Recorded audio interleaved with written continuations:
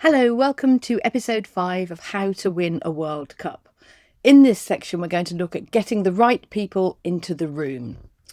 Okay, imagine giving your whole life to something, years of it, sweat, sacrifice, your whole identity poured into one team. And then one ordinary afternoon, your telephone rings. It's not the coach, it's not the manager, it's the IT department asking you politely to return your laptop. And when you ask why, there's a small pause. And a voice says, "Oh, has no one told you? You're out of the squad." That's how some of the men who'd served England rugby found out they were finished. Not with a conversation or a thank you, but a phone call about a laptop. I know it sounds brutal, and it was, but this is not even about Woodward. It's about running a successful team. Back in the days of phone boxes, everyone used to joke that if you were out of the team, the coach would phone you using a 2p piece, so that by the time he told you, the pips would go and he'd have to hang up without explaining.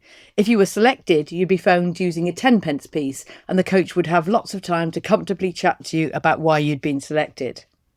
Now, annoyingly, that little cold moment, that horrible process of telling someone they're not needed in the team, is one of the quiet secrets of how you win a World Cup. Because getting the right people in the room is really two jobs, not one. It's the people you're brave enough to bring in, but it's also the people you are ruthless enough to move out. Today's about both. We'll start with the building and we'll come back at the end to the breaking. So who did Clive Woodward bring in? Let's go back to 1998. It was the year after Clive Woodward took the England job. He had a mountain to climb at the Rugby Football Union, but instead of hanging around at Twickenham, he got on a plane to America. Not to watch rugby, he went to watch American football. He spent time with the Denver Broncos and with Colorado University, hunting for expertise, for practices he could borrow and bring home. And as he watched the Broncos head coach run his operation, he noticed something that changed everything. The head coach didn't try to coach every part of the game himself. He had an expert for each piece of it. His real job was to choose those experts, point them in the right direction, and then let them work. England's defence coach, Phil Larder, put it simply. He said it opened Clive's eyes. And Clive came home and did something tiny that tells you everything. He changed his own job title. He stopped being the England coach and started calling himself the England head coach. Exactly like the Americans. We should be grateful he stopped there, because one Denver coach went by the title of Executive Vice President of Football Operations. It sounds nothing, a change of title. But it wasn't nothing. It was the moment Clive stopped trying to be the cleverest man on the training pitch and started trying to be the man who hires the cleverest people in the room. And that idea helped to win a World Cup. So Clive went out and built what people come to call his dream team. Not a team of players, a team of experts. He gathered almost 20 specialists. At one point, England had a bigger entourage than Beyoncé, and the key word was specialists. Each one was simply the best he could find at one small thing.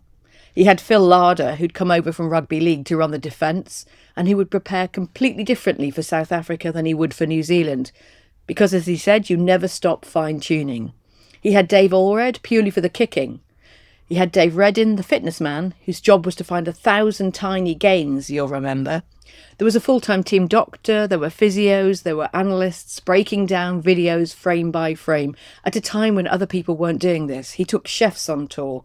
And then there were the two hires that made people laugh out loud. The first was a woman whose entire job was to train the players' eyes. Her name was Dr. Cheryl Calder, and she's one of the most remarkable people in this whole story.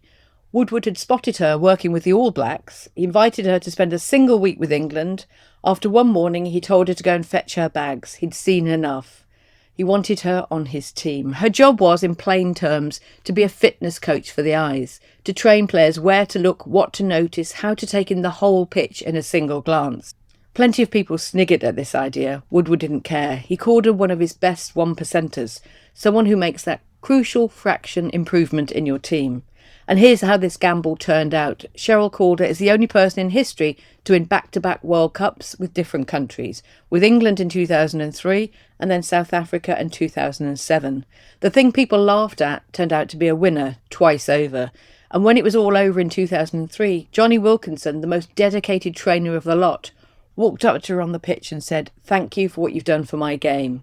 That is what the maddest sounding hire on the staff was worth. And here's my favourite of all his hires, because it's the one that sounds slightly mad, right until at the moment when it's completely not mad at all. Clive took a lawyer to the World Cup, a barrister, Richard Smith QC, travelling with the squad, which was almost unheard of for an international rugby team. People must have wondered what on earth a rugby side needed a barrister for. And then, in a pool game against Samoa, they found out.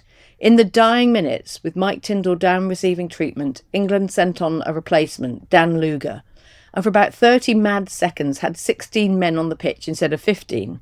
Luger even made a tackle before the referee spotted it and waved him off. A silly, panicky error. But England had done it against the express instructions of a touchline official, and the rules allowed, in the very worst case, for them to forfeit the match or even be thrown out of the tournament. The Australian press, who rather fancied seeing the favourites humbled, bade for points to be docked. And this is where the maddest hire on the staff earned his entire keep. Smith went into a 4-hour hearing in a Sydney lawyer's office.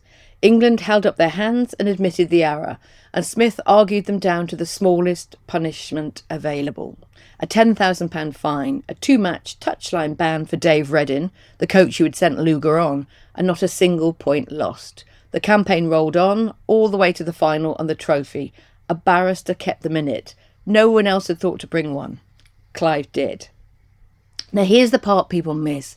Hiring brilliant people is not on its own the trick. That's a talent, certainly, but it's only half of it. The real skill is what you do with them. Clive gave every single one of those experts a precise, clearly defined role, so no one trod on anyone else's toes, and then he trusted them and got out of their way.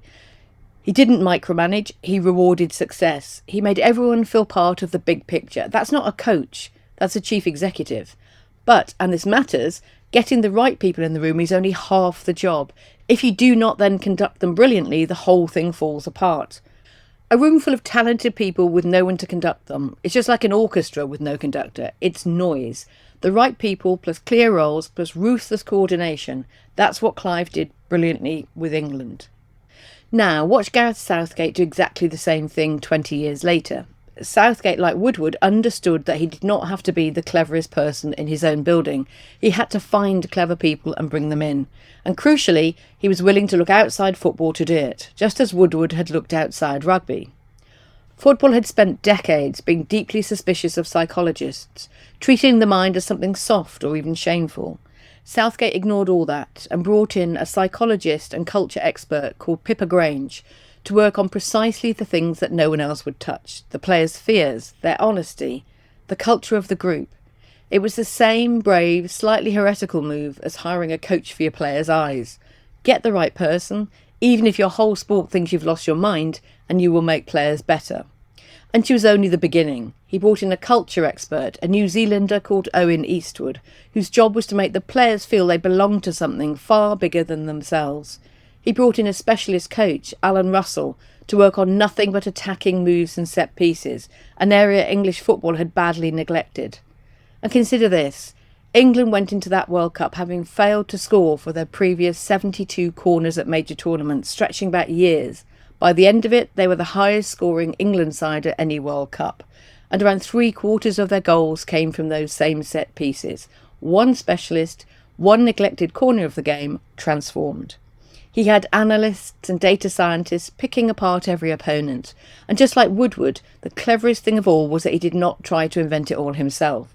He reached down into England's junior teams, the under-20s, the under-17s, who had been quietly solving the same problems one level down, and he pulled their ideas up. The whole pyramid was now feeding the top.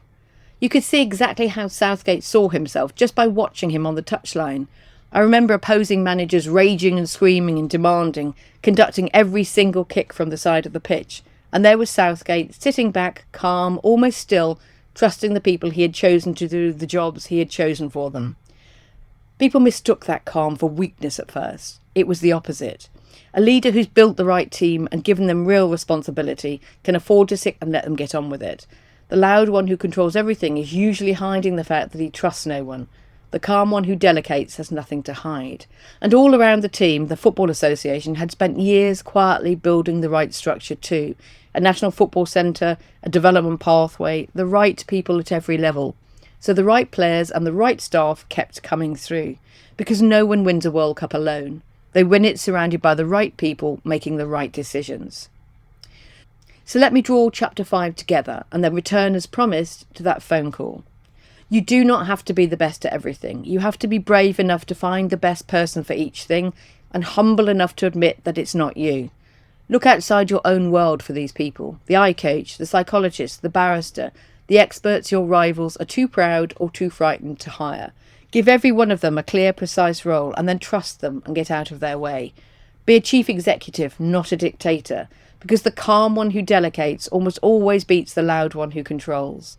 But there's a harder truth folded inside all of this.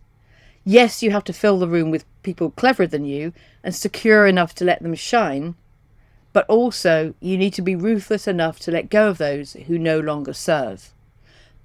Reaching the top of anything involves a ruthlessness that can take your breath away. I could just as easily make a whole series about the people who had their hearts broken and their bodies stamped on during England's march to glory. But for now, this is what it takes to win a World Cup. The bravery to fill the room with brilliant people, the wisdom to give them their place and then leave them to it, and the ruthlessness to let go of those who are no longer right. Bring them in, conduct them, and where you must, move them on. Next time, the moment it all comes down to one player, one ball, and a whole nation holding its breath, we're going to talk about thinking clearly when everything is on the line, and about the most painful subject in all of sport, penalties. I'll see you then.